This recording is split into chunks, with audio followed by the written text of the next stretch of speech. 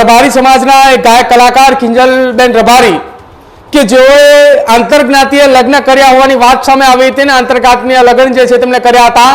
એ અશોક ચૌધરી નામના શખ્સ જે છે તેમની સાથે તેમણે લગ્ન કર્યા હતા ને લગ્ન થતાની સાથે જ એક વિવાદ અને એ વિરોધ ઊભો થયો હતો। કિંજલબેન રબારીની સામે એ આક્રમક અંદાજની અંદર વિરોધ જોવા મળ્યો હતો। સમાજના કેટલાક આગેવાનોના નિવેદનો પણ સામે આવ્યા હતા અને નિવેદનોની સાથે સાથે સમાજના યુવાનો પણ એ કિંજલબેનને ગોતવા માટે ઉત્તર ગુજરાતના ગામે ગામ ફરી રહ્યા હતા।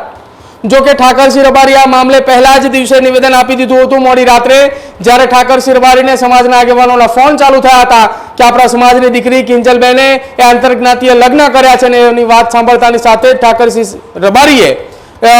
એક નિવેદન આપ્યું હતું અને ઠાકરસિંહ રબારીના નિવેદન બાદ એ સમાજની અંદર ઉકળતો ચરુ જોવા મળ્યો હતો। જો કે બાદ લગભગ 2 દિવસ સુધી સતત બેઠકોનો દોર રાધનપુરની અંદર ચાલ્યો હતો। બે સમાજ આમને સામને ન આવે, વર્ગ વિગ્રહ ઉભો ન થાય તેને ધ્યાને રાખીને મહત્વપૂર્ણ નિર્ણય જે છે તે કરવામાં આવ્યા અને સાથે જ દીકરા અને દીકરીને બંનેને પરત બોલાવવામાં આવ્યા। કિંજલબેન રબારી કે જેમને પોતાના નિવાસસ્થાને પોતાના ઘરે પરત મોકલવામાં આવ્યા અને ગત મોડી રાત્રે ચૌધરી સમાજ અને સાથે જ રબારી સમાજની એક મોટી બેઠક કિંજલબેનના ઘરે મળી હતી અને એ બેઠકની અંદર ઠાકરસિંહ રબારી, ગોવા રબારી સહિતના રબારી સમાજના આગેવાનો હતા। સામે પક્ષો ચૌધરી સમાજના પણ એ રાધનપુર વિસ્તારના આગેવાનો હતા। તમામની હાજરીની અંદર મહત્વપૂર્ણ નિર્ણય લેવામાં આવ્યો છે અને સમાજે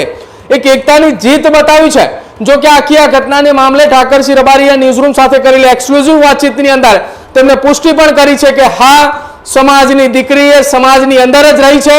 સમાજની અંદર એ રહી એટલે કે તેમને પરત એ પાછી આવી છે। જે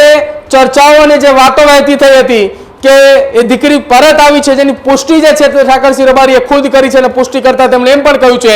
કે સવારની ભૂલેલી એ સાંજે ઘરે પરત ફરી છે અને આ એ દાખલો સમાજ માટે ઉદાહરણ રૂપ સાબિત થઈ શકે છે કે આવનારા સમયમાં આ પ્રકારની કોઈ ઘટના ન બને, કેમ કે સમાજ એ પોરબંદરથી લઈને ઉત્તર ગુજરાત સુધી સમગ્ર ગુજરાતનો માલધારી સમાજ એક થયો હતો, એક મંચ ઉપર હતો। તેના કારણે જ આ જીત જે છે તે સમાજની થઈ છે અને આ ખૂબ મોટી જીત કહી શકાય સમાજની કે આ પ્રકારની ઘટનાને લઈને હવે સમાજની અન્ય દીકરીઓની માટે એક શીખ